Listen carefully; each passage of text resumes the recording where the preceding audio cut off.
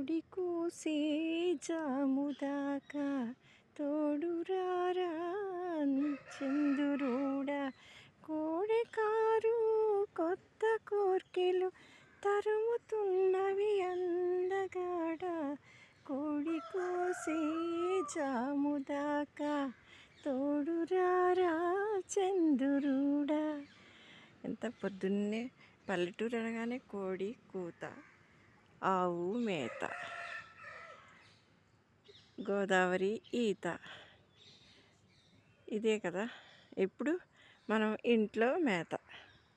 అంతే ఉంది తప్ప ఈ మిగిలిన తాళన్నీ పోయాయి.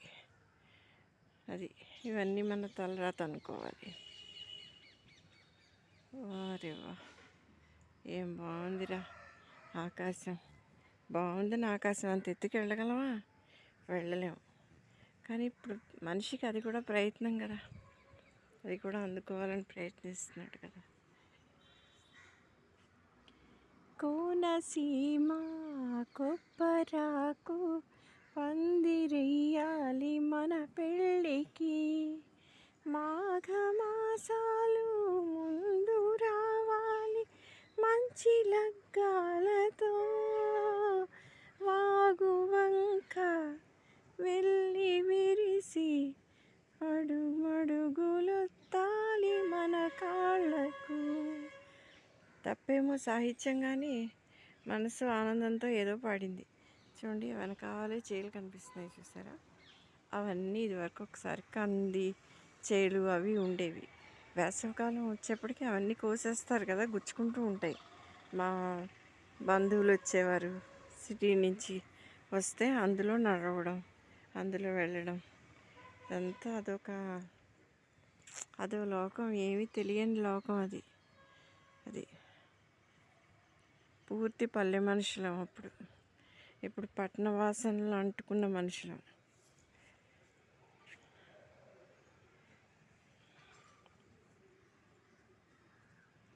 ఈ గాలి ఈ నేల ఈ ఊరు సెలయేరు నన్ను గన్న నా వాళ్ళు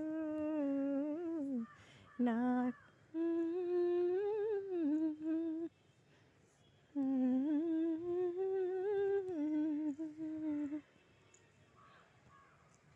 నా కళ్ళలో కిళ్ళు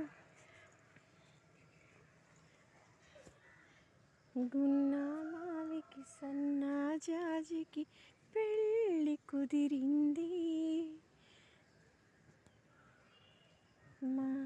నాదే గెలుపని మాలతీలత నాట్యమాడింది.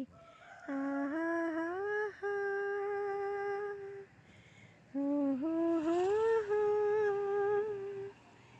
పూసే వసంతాలు మా పెళ్ళిలో.